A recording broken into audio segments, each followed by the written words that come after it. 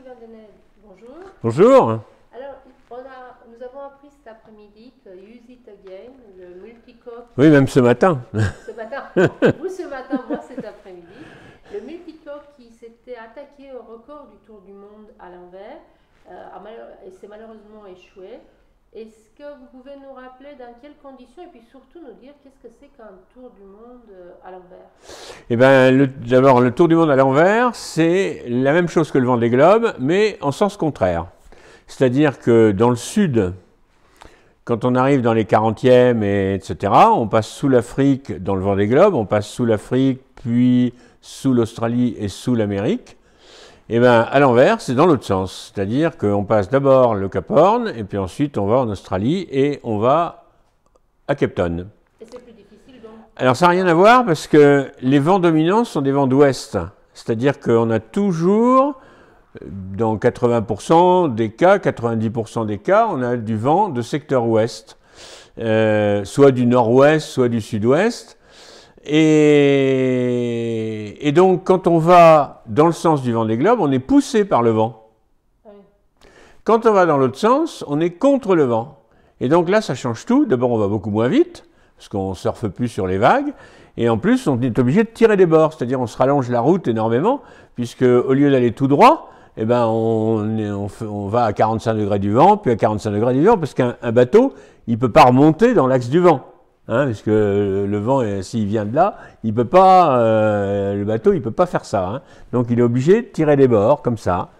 Et donc, c'est évidemment beaucoup plus long et beaucoup plus difficile. C'est pour ça que le record est pour l'instant à 122 jours. Et parce qu'en fait, enfin, je le rappelle, on le sait, c'est vous qui détenez depuis 18 ans déjà ce record, encore aujourd'hui. Il y a quelqu'un d'autre avant vous qui s'était attaqué? Il y a plusieurs personnes qui s'y sont attaquées. Il y a un Polonais qui s'est attaqué 2 fois à ce record. Et le dernier à l'avoir fait avant, c'était Yves Le Blévec. Et malheureusement, lui aussi, il n'a pas passé au Cap Horn, le trimaran s'est un peu démantibulé. Il a cassé un bras de liaison et donc il a dû abandonner. Et il a même été sauvé dans des conditions un peu difficiles. Et donc, Use It Again, alors eux c'était différent parce qu'ils étaient en double. Donc ça n'a rien à voir avec le solitaire, alors que les précédents étaient en solitaire, moi aussi. Ils étaient en double. Donc, de toute façon, ils n'auraient pas battu mon record, puisque c'est pas la même chose, vu qu'ils sont considérés comme étant un équipage. Ils étaient à monocoque, ils étaient à multicoque. Oui, mais ça, je m'en fiche. Moi, pour l'instant, c'est le dernier record qui appartient à un monocoque. Et moi, ça m'amuserait qu'il y ait un multicoque qui le tente et qui aille au bout, quoi, hein, pour voir s'ils arrivent à me battre. Parce que eux, ils comptaient pas du tout rester dans le sud, dans l'océan Pacifique et dans l'océan Indien, parce que c'est des bateaux qui remontent pas très bien au vent. Et donc, ils comptaient aller beaucoup plus au nord, chercher des vents portants, puis redescendre sous l'Australie, puis remonter au nord pour avoir des vents portants, sauf qu'ils se rallongent énormément la route. Donc, ça m'intéressait de savoir comment ça allait se passer. Et donc, malheureusement, je ne vais pas le savoir, puisque malheureusement, il y a un des deux qui s'est endormi à l'Expedia, qui s'est endormi alors qu'il était de quart. Et comme ils étaient dans les cailloux, ben, le bateau il était dans les cailloux. Mais aujourd'hui, maintenant, ils sont de toute façon tous les deux sains et saufs. Ah bah oui, ils sont sains et saufs, heureusement. Ils sont sains et saufs, et donc on attend les prochains. Eh ben, on attend les prochains qui vont s'attaquer au record. J'attends ça avec impatience, avant de mourir, hein, j'espère. Mais pourquoi vous l'avez fait, vous, ce record? Qu'est-ce qui vous a pris de vous la... Ben, moi, j'avais fait 4 tours déjà dans le bon sens.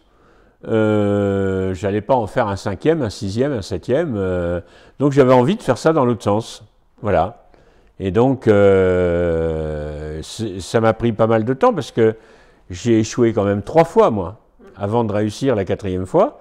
Donc, voilà, c'est un challenge qu'on se fixe, hein, et on n'a pas été très nombreux à faire ce genre de record, puisqu'aujourd'hui on est 5 à l'avoir terminé. Ah oui, et donc le vôtre en 122 jours. Voilà, et il y a une seule femme qui l'a fait, c'est Dee Caffari, une Anglaise, qui l'a fait en 170 jours, c'est elle qui a le record féminin, mais le premier c'était Che Blythe, Le deuxième, c'était Mike Golding. Le troisième, c'était Philippe Monet. Moi, j'étais le quatrième à le faire. Et ensuite, il y a eu Dick Afari, mais qui a mis plus de temps que moi. Merci Jean-Luc. Voilà.